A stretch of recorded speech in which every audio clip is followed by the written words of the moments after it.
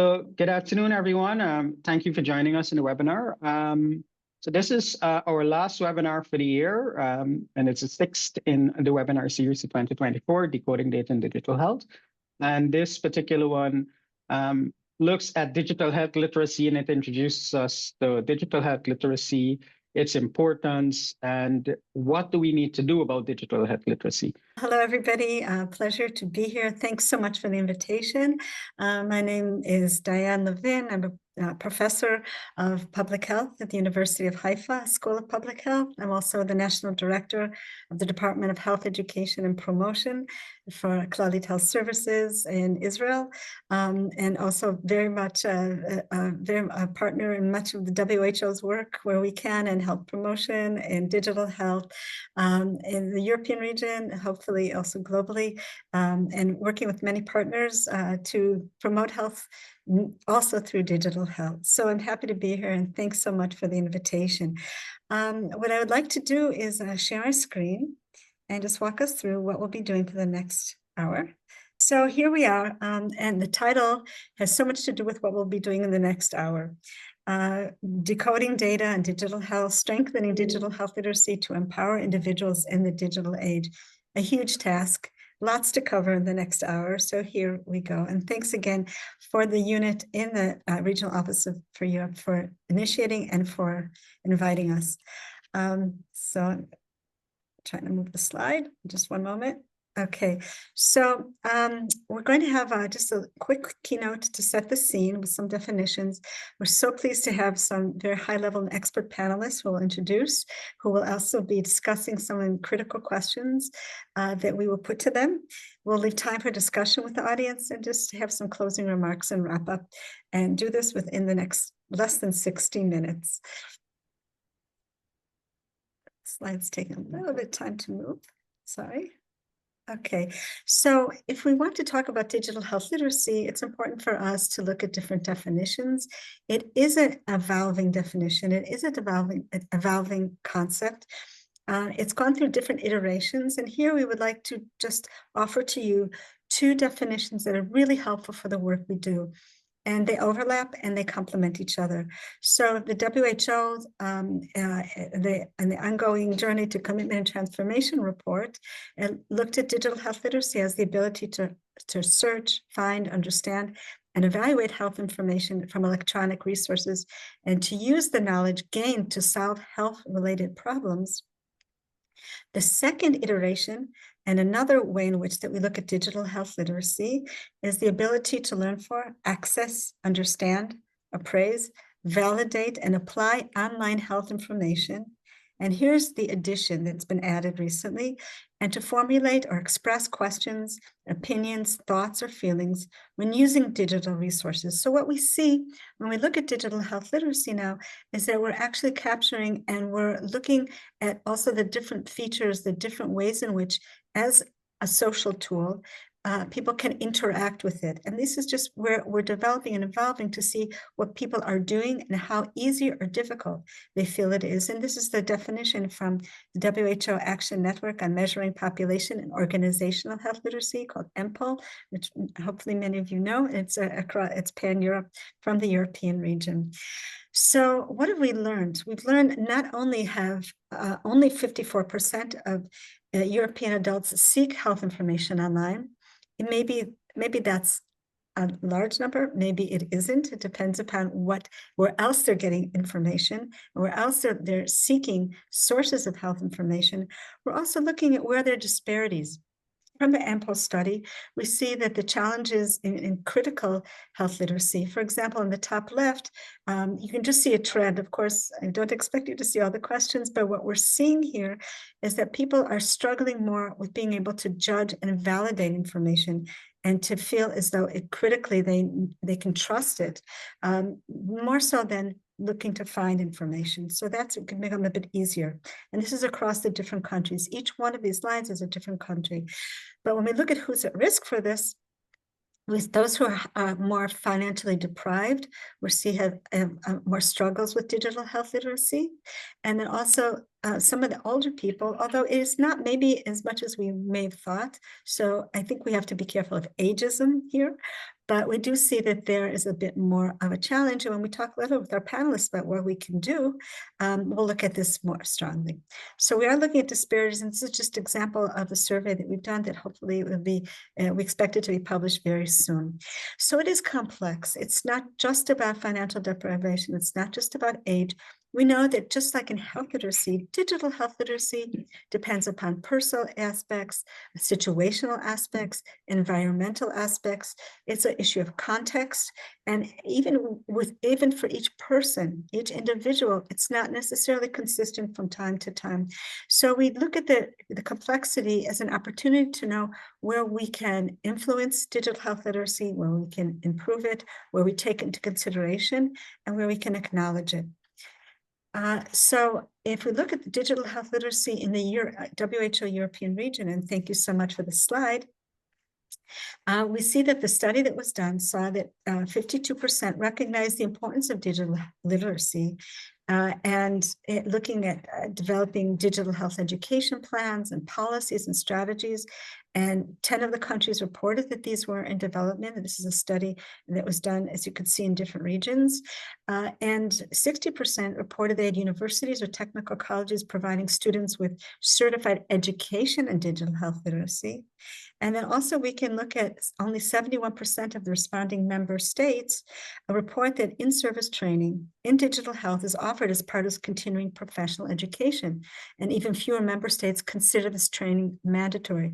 So think about what it means when we want to improve or take into consideration digital health literacy of the public, which is so critical for digital health, if we don't have the professionals on board. And then we talk about professional health literacy. So there's a lot of different aspects that we could look at. So the question is, are we going to keep talking about digital divide, which is more kind of black and white, and it's a dichotomy? Or can we begin looking at the whole issue of digital health and digital health literacy developmentally as a continuum, and of course throughout the life course? So if we do, then we can make sure that we are considering digital health literacy as an asset for health and not as a hinder or as a barrier for digital health. So in the panel discussion that we're having, we want to, the goals that we want to achieve in this discussion are, first of all, to increase awareness of all of you. And of course, we hopefully, if you're here, it's because you're interested in it. You want to hear more about it, and maybe also put some questions and thoughts into the Q&A when you're able to. We want to make sure we're flagging the challenges because we can't meet them if we don't acknowledge them. We want to maybe think about solutions and learn about best practices that have been tried, and look at what the importance is for collaborative efforts. Because we know that we cannot do this alone, and none of us by ourselves can do this alone. And where are we going to promote policy development, regulation, etc., to be able to meet the needs of the public? So we're very, very happy that today we have two expert panelists. We're very happy that we have with us today Karolina Makovic, I hope I'm saying your name right, who's an Innovation Director of the ECH Alliance and a Global Health Connector.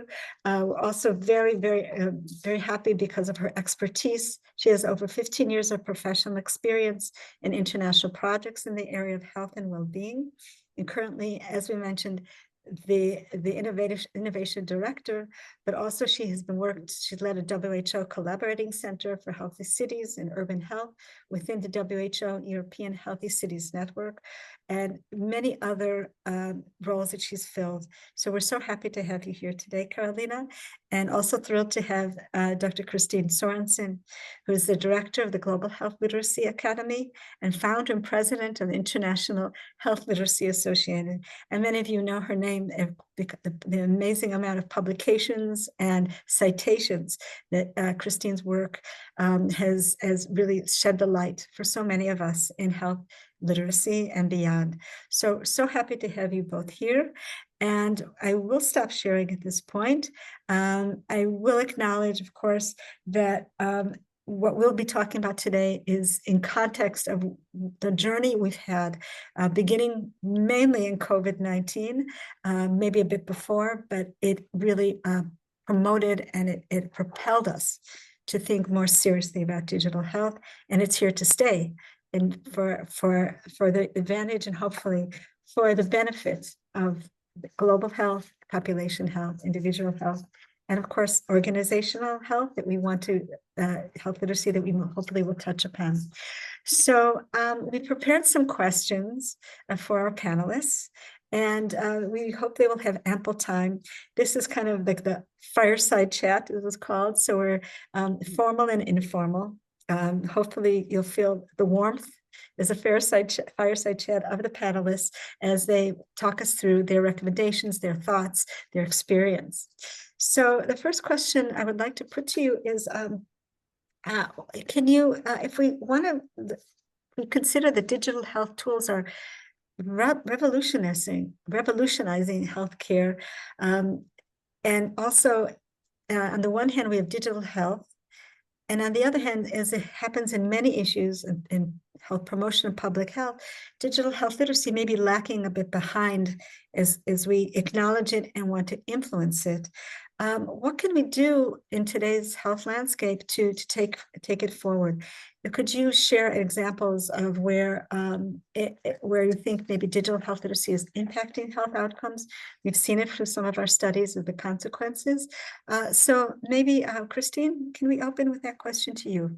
Thank you. I can start. I think in research we see more and more that digital health literacy is recognized as a critical social determinant of health, and we have the evidence now to show its importance. And what does it influence? Well, if people don't have the skills and knowledge and motivation and opportunities to seek information in a timely fashion, then the whole diagnosis and the care and so forth to their health problem is delayed, or may not happen at all. And we know from what you just showed in your slides that, for example, many elderly have difficulties in navigating the health system, but also the digital health systems. And some of the success stories are countries that have actually developed digital health systems that are designed in a way to make it as easy as possible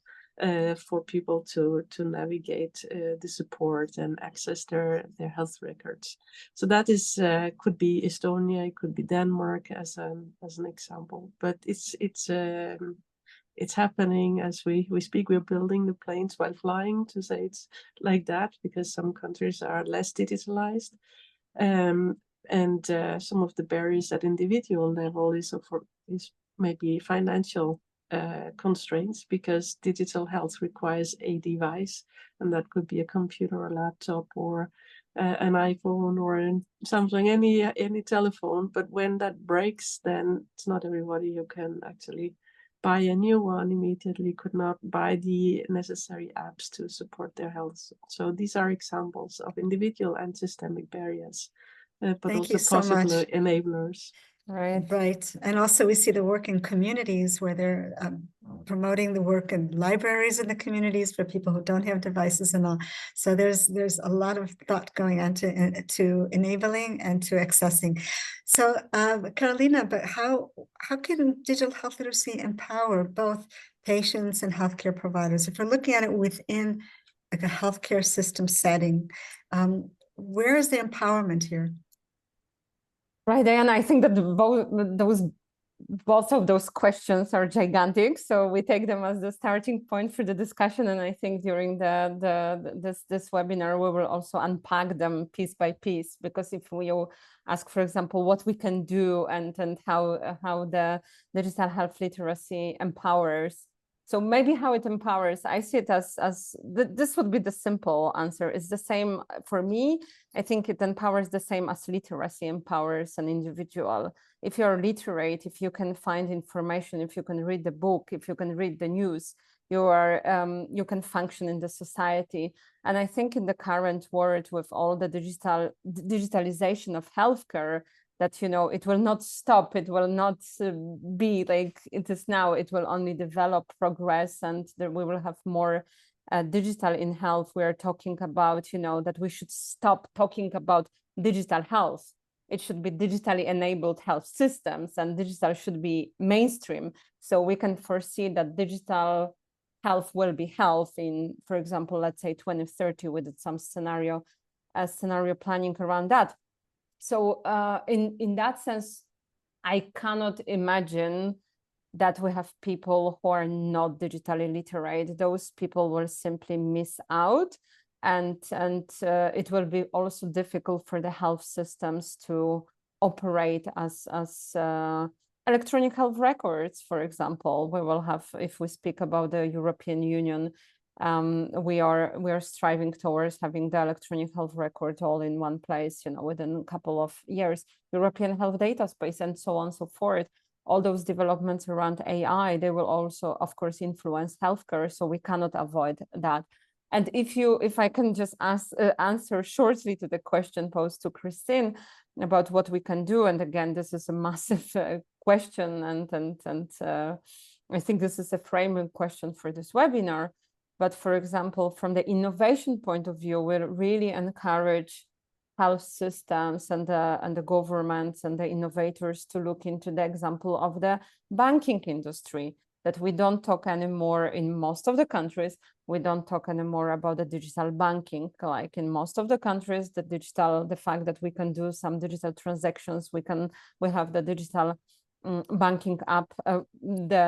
In our phone is a natural thing, like that we also can, pay the bills with the touching our phone, and this is natural. So we encourage also looking into some other industries and how they solve. But I will stop here because I think that I could speak so much more about it. But I think that digital health literacy is crucial. I think that it empowers the same way as literacy. It's just the basic skill right now, or in 5 years. Yeah, well, thank you. I agree with you. I think we may even be dropping the word digital soon when it talks to healthcare, because everything it's to some degree or the other be digital. So it becomes a word that doesn't have any meaning. It will become, maybe, we'll see. This is just maybe a prediction on my point, but thank you for that. Thank you for both of you for your insights. Really, really important. And it is definitely setting the scene for the rest of our discussion. So we know that there's barriers. We know that there's issues that we have to address, that we can address. And I also would like to also mention that we can also look at other organizations like banks. Most people cannot manage their money without banks, but some people will be managing their health without the healthcare system. And so we have to make it more essential and more easy to use. We have no choice, apparently, regarding the banks, and we do have choices about health. So that's one of the challenges we have in health promotion. But we can go into that at another point. Thanks for bringing that up. Let's look at the analogies. Let's look from others. So others have also looked at how they can bring down the barriers, mitigate some of the issues that are blocking people from using it. So where do you think that there would be the most, what are the most important barriers that we need to take a look at? And particularly for accessibility for vulnerable groups. We see that we always have to pay attention to who's maybe left behind. It doesn't mean that any one of us at any point could be left behind, but if we're looking at populations, we know that there's those that we've seen. So what can we do about some of those barriers? Population level, organizational level, policy, where do you think we should go? So who would like to be the first? Christine, would you like to yeah, I can make your comments start on that? Thank you. Yeah. First of all, I think with the evidence available, we clearly see that this is not an individual problem. It's really a systemic, or it's a public health challenge that we need to solve. We cannot ignore it anymore. Even those countries that do very well, they still have a serious issue if 1 in 2 or 1 in 3 or 1 in 4 have facing serious difficulties. So that's the first thing I would recommend if we need to solve it for also specific groups. I'm doing some research for the Council of Europe in Strasbourg, and they look particularly at health literacy and human rights. And by doing an analysis of 17 different groups of people in vulnerable situations, so it could be homeless, it could be unemployed, people of different ethnicities, different sexualities, whatever we looked at, we could see that health literacy in general was a barrier, and specifically also digital health literacy. So it emphasized that this is not something that is nice to have. It's really what you need to have. You need to have digital health literacy. You need to have health literacy to enjoy your rights. This is not just what you think you need or would be nice to have. It's really just basically enjoy the rights that are available to us. And that means that the politically, it also becomes an issue for governments to tackle, to make sure that all population groups are able to actually have good health conditions. We can't promise them a good health, but we can promise, or should promise according to the rights, that we try to do our best to make conducive environments. Yeah. Yeah, And if I thank might you. I can follow up on what Christine said, and also coming back to the determinant of health. We are also talking now about the information being the determinant of health. And of course, the digital is the way that we gather information, or more and more people gather the information. So if you don't have access to that, again, you're being left behind. And of course, the motto of WHO and our all work is to not leaving anyone behind.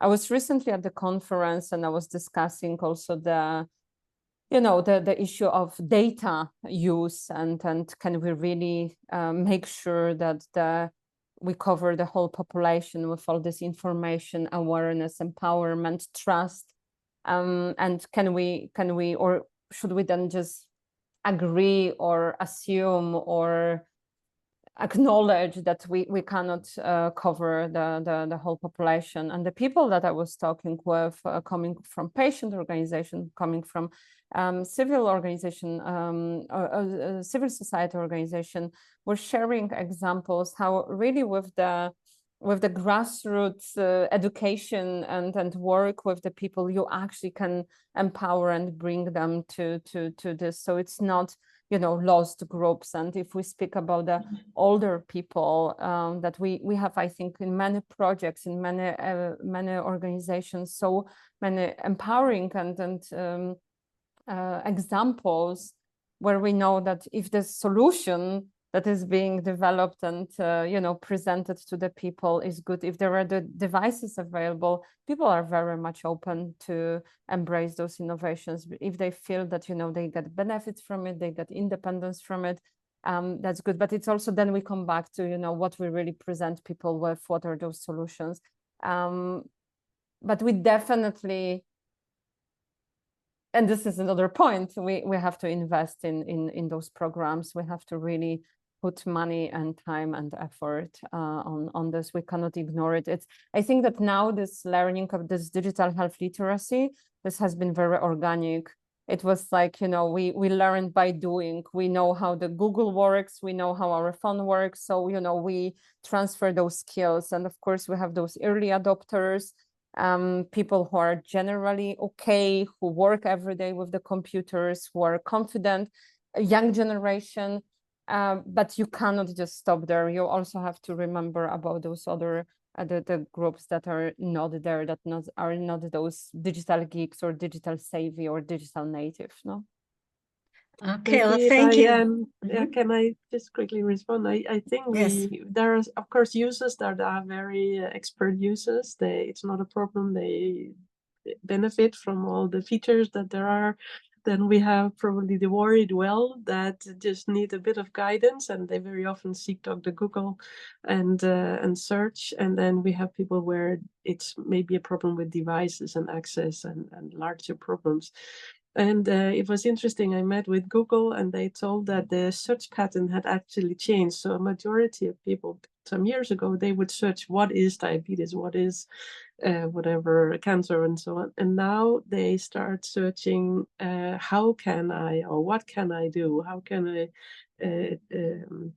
treat myself, and so on. So they saw a change after the pandemic, and I guess also people have realized that there are not enough resources to help everyone. That was what you also said, Carolina. So we also see a movement of people who and citizens who want to help themselves and who can help themselves by searching the information available, because information has been democratized. So even scientific information that was before only for medical professions, that is now shared in open access and so on. So those who can, they're actually able to help themselves for a long bit, but others Thank may you. need other support.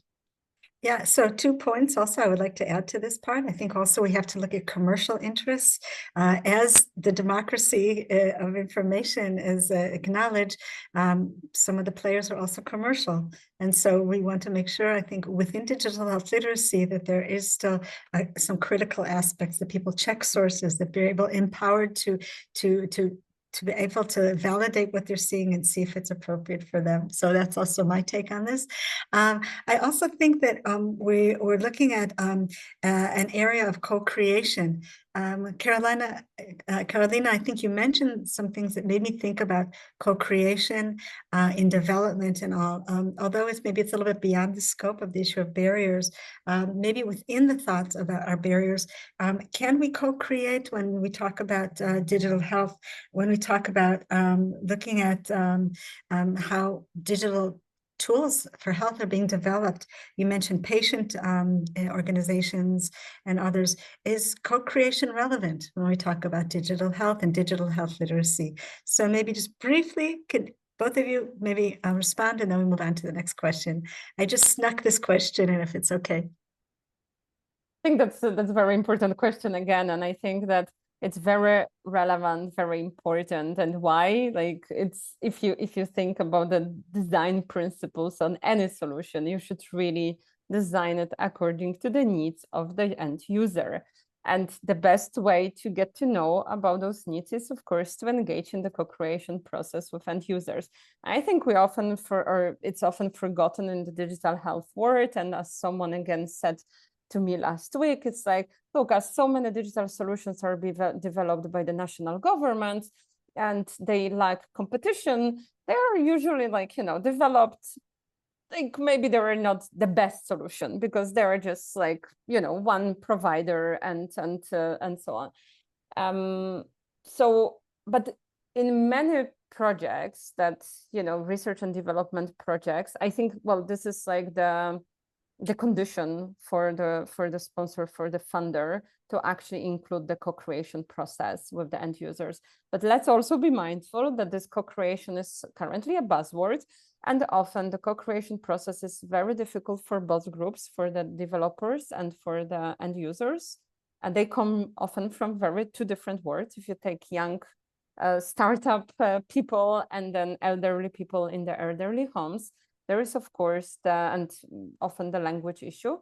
There are barriers, so we need really also be aware how the co-creation process should look like and to really benefit, and also what to do with the results of this co-creation process, so that co-creation process is not just done to, okay, we've done this, and we can now tell to the sponsor we ask them.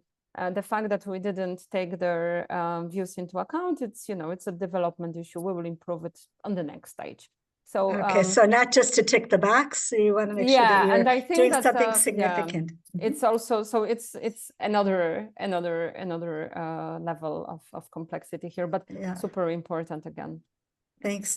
Christine, do you have a short reflection on that? And then we'll move on. No, I fully agree. It should not only be lip service, but we also know that some healthcare systems, like, for example, NHS in the UK, they have now patient panels in most places as part of their work. And I think more countries could follow up much more systematically. But we should make sure that they are considered real partners and that they are experts in their lived experience from the patient side, but also still respect the expertise of the professionals, because we need to have that 1 + 1 will be 3 or more experience, not that it should slow down the process. Thank you so much for that. So let's move on to issues of policy and implementation. I think we're I hope that some people in our audience are maybe interested in policy, or some decision makers, or maybe they're going to be speaking to their decision makers. So from a policy perspective, what steps do you think government should take? There's interesting regulation on the books now. Even so, for children, there's some thoughts about having smartphone-free childhood because of the risks of digital health, but the health risks of digitalization. But let's say we're not going in that direction. Let's say we're going to continue with digital health resources. So where does policy play a role? Should it be regulated? To what extent? You can also give examples from AI if you like. So can we hear from both of you? Who would like to kick off with their response? Shall I call you Christine, you first this time? We'll do a rotation. Yeah, exactly. Thanks. A part of it is, of course, also related to what type of political system is in place. So some countries are already highly digitalized. It's sometimes easier if you have a tax-based system, for example, where we already live in Denmark. We all registered, we all have a number, I can access almost all data, and where I know, for example, in Germany and Southern Europe, it's more difficult because they have a different, more compartmentalized system, or built on social services, where you make an active choice of which provider do you want.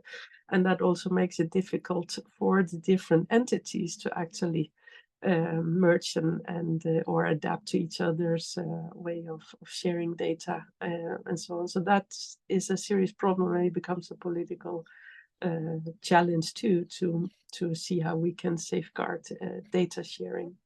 Can you reflect on national action plans for health literacy? Have they included digital health literacy? Do you think they should?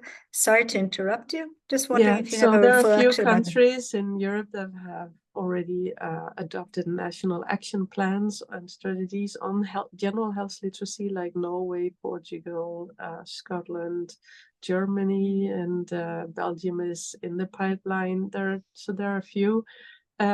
Most of them have included health literacy, digital health literacy as a clause somewhere in the section, also acknowledging that the digital environment is part of our wider environment. So in that sense, there are very few that have specific digital health literacy plans, but they have, some of them, digital health plans or digital literacy plans, for example, for schools, where I know, for example, Germany is working on media and digital literacy as part of their educational curriculum. Thanks so much. Carolina, could you reflect on that? And also some of the questions that we've spoke about in the past about how do you build trust? Not just talk about trust, but build it. Can regulation deal with help build trust?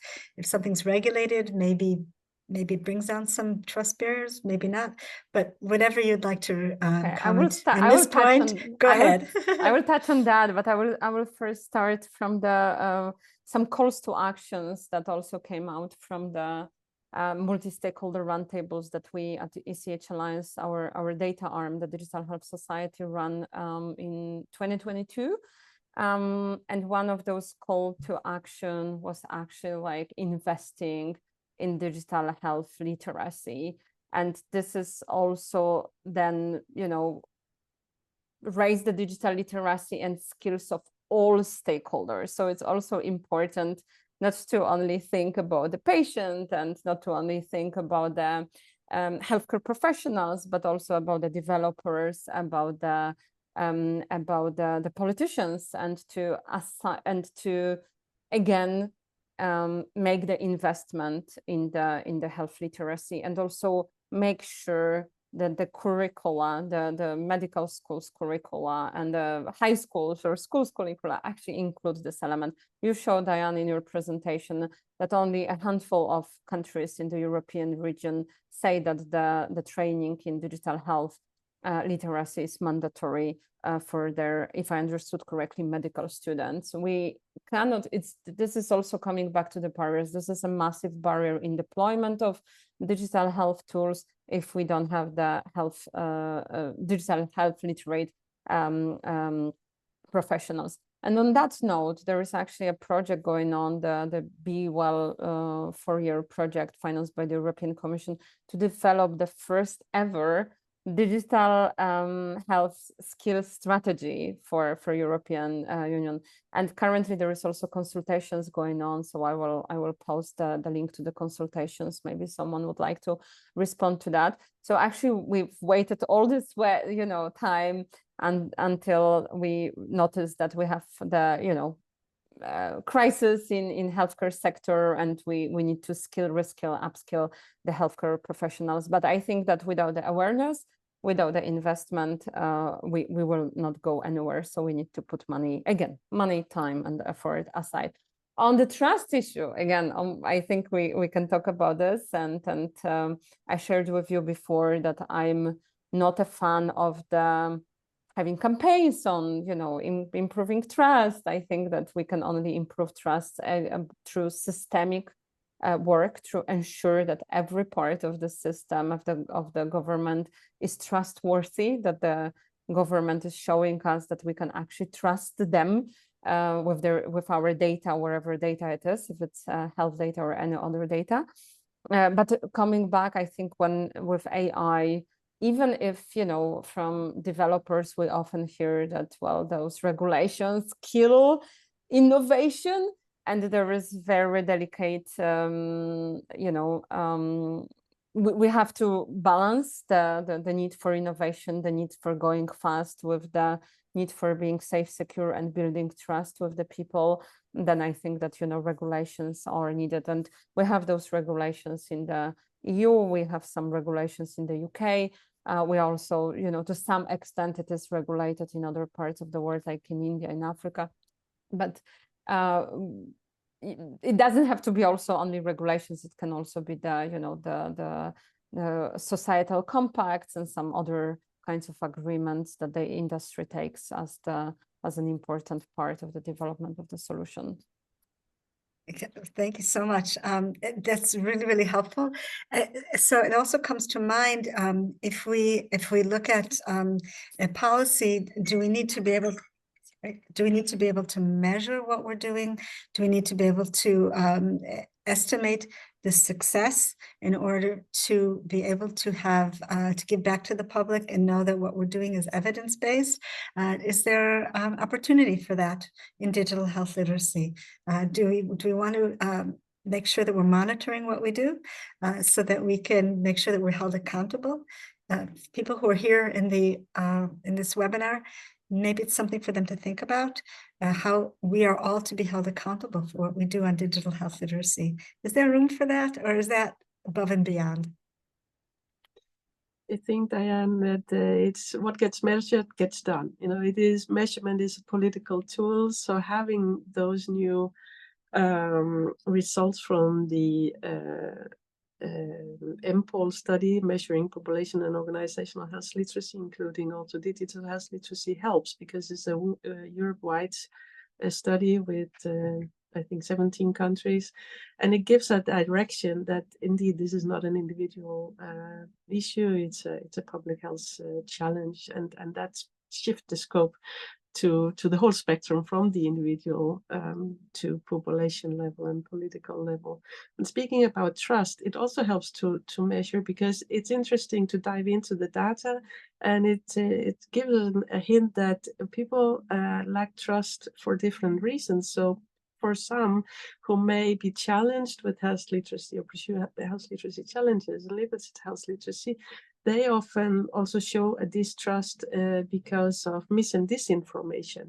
They are more prone to information that we may not necessarily say is sound, coming from a public health perspective, whereas those who are highly health literate, they may start to distrust information because they see the gaps there, so that of the systems and the guidance and political laws and frameworks, and so on, not necessarily because they distrust the information, but they start to distrust the solutions that are provided, and they see that, for example, human rights are not met, and so on, and that these are completely other underlying arguments that needs to be addressed for the different.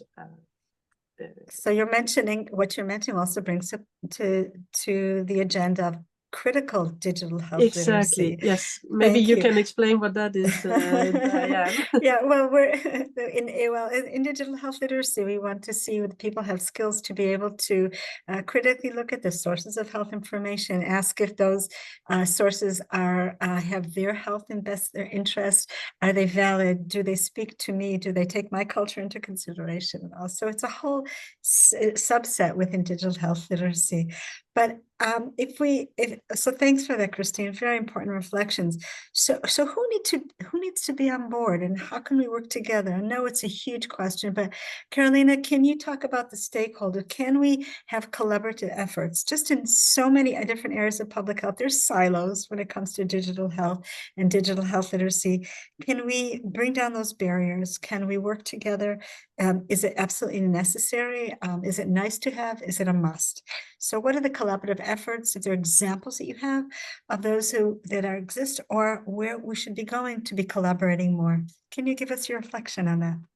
Well, I wanted to, like, my instinct was to say that, we must all work together because this is a systemic issue. But then when I was just thinking about, industry advances, for example, with Google, how Google educated their own,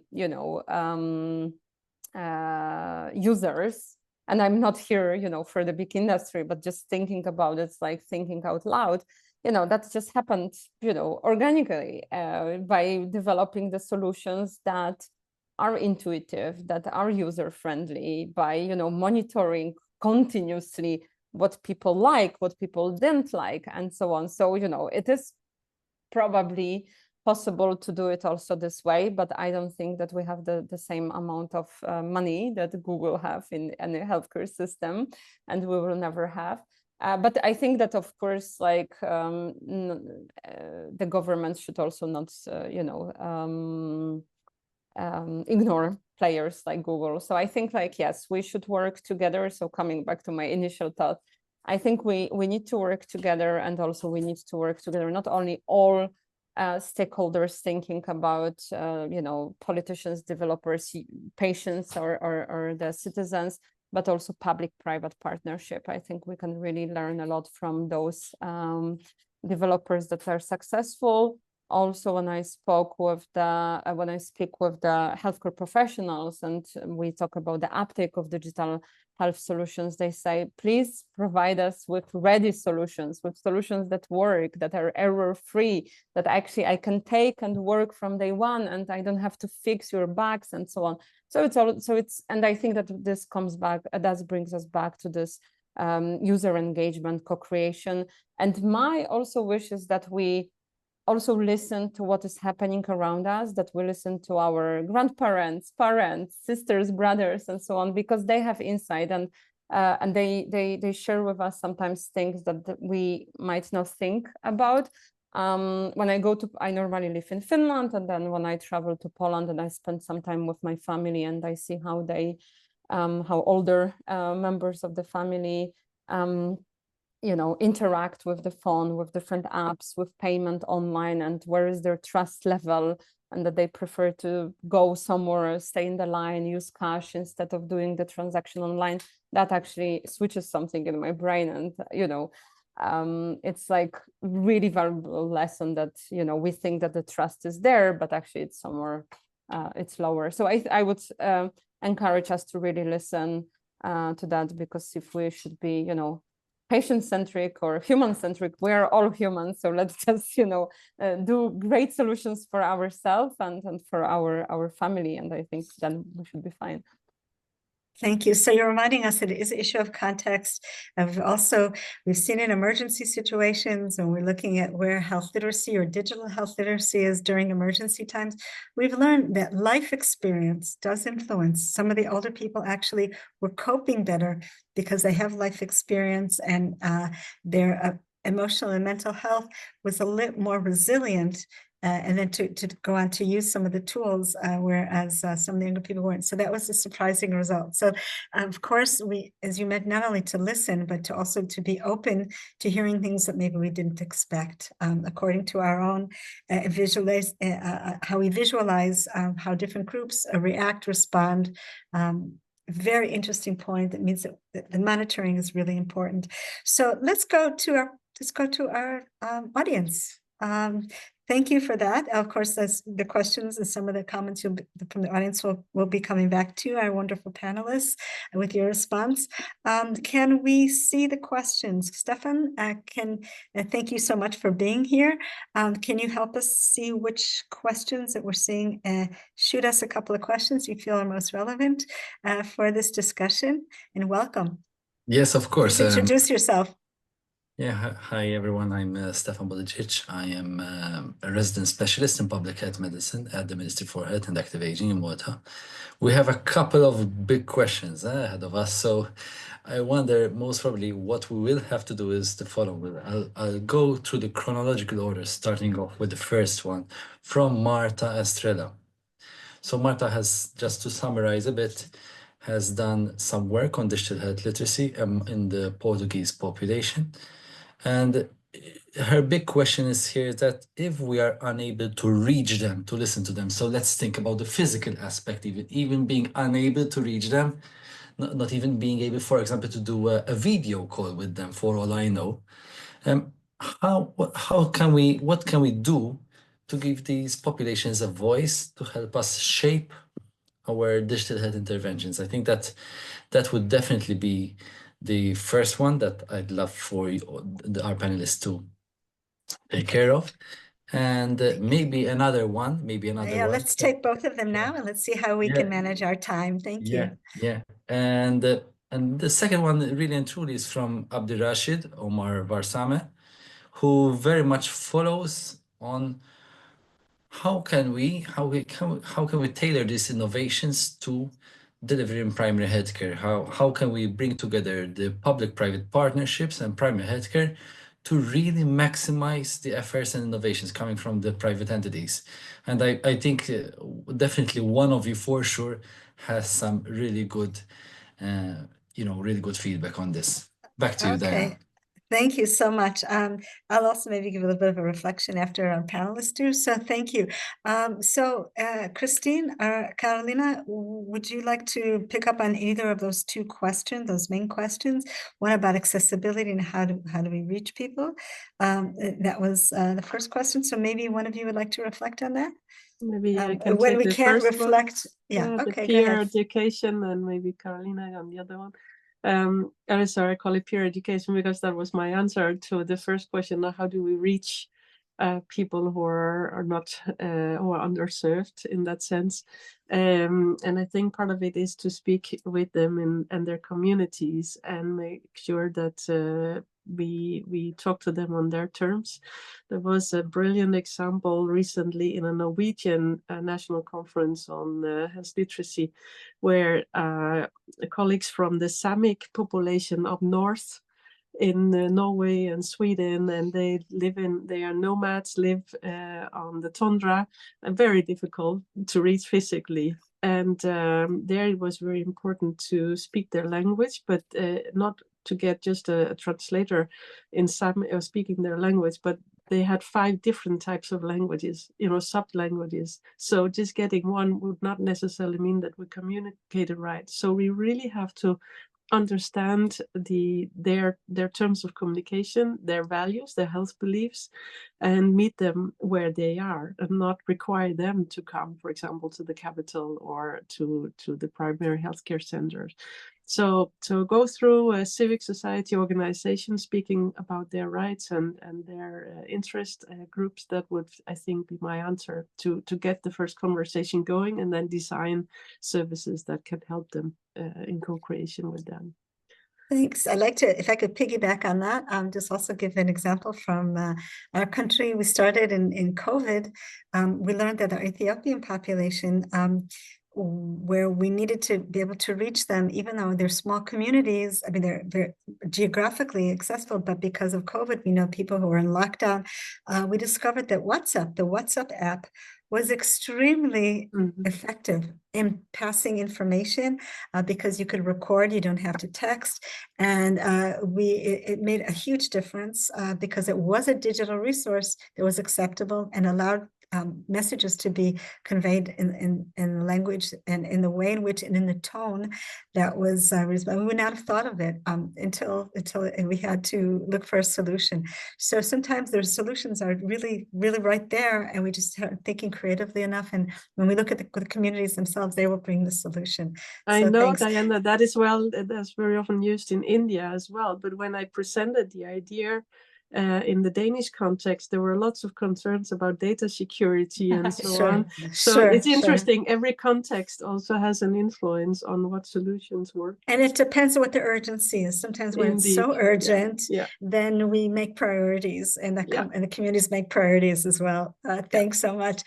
Carolina, over to you, maybe for the second question, if you'd like to. I think I will take second question, but I'm actually thinking about the first one also in more traditional ways. I'm just thinking, like, if you want to reach out to this population, would it make sense to actually, like, for example, connect with the local, radio station and so on? So maybe, like, we don't have to be that digital always if we want to listen to people and then develop something digital.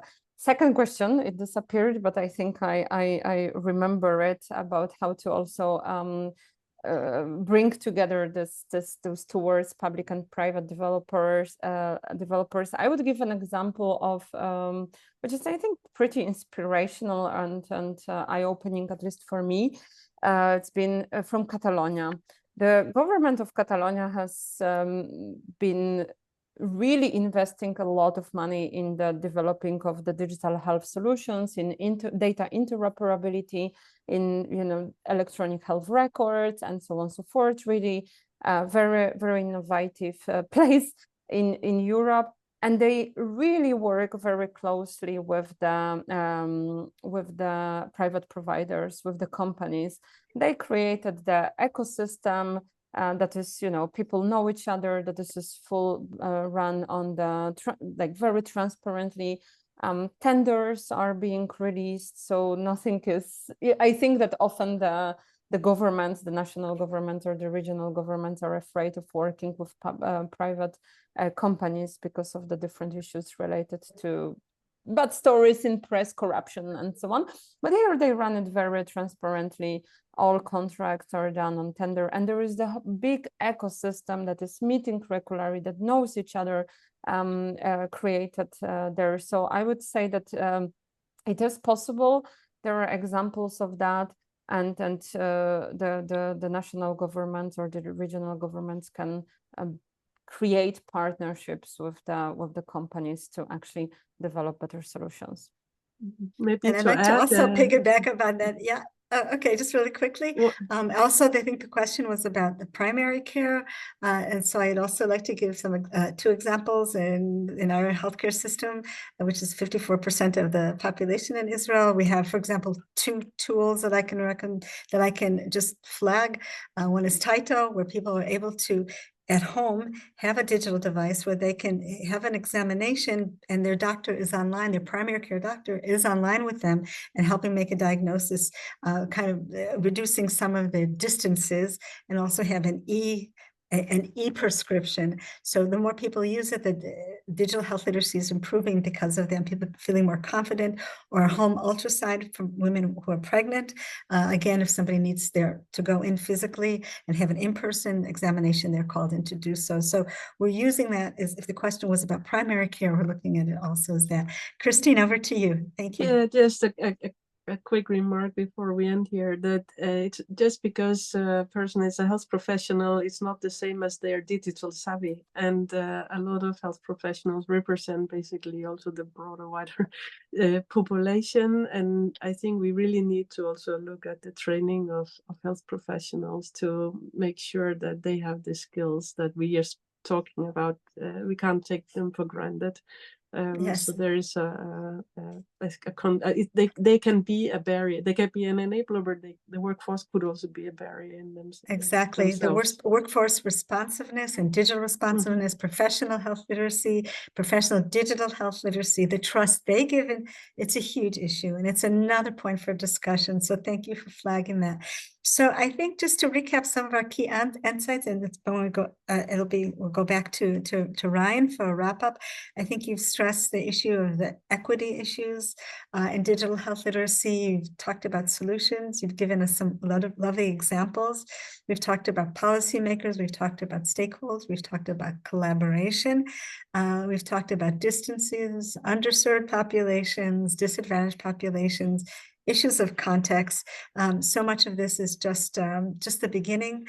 We're somewhere along the journey, but we have new areas the journey is opening up where we have to go to. So I want to thank our panelists. I think your responses have been really to the point, really interesting, and I'm very, very grateful to you. From my side, grateful to the audience for joining. And now back to you, Ryan, for some closing comments. Thank you all so much. Thank you so much, Diane. I hope you're hearing me. And thank you for the wonderful moderation. Thank you for our wonderful panelists for your really insightful answers. And of course, thank you to my team here who helped to organize and make this happen. And thank you for the audience for being a part of this and for your very interesting and very poignant questions. I just want to wrap up and say that, evidently there's a lot of work that needs to be done. And authorities, decision makers, and so on need to be a huge part of this. As was noted by our speakers, they need to invest strongly in digital health literacy.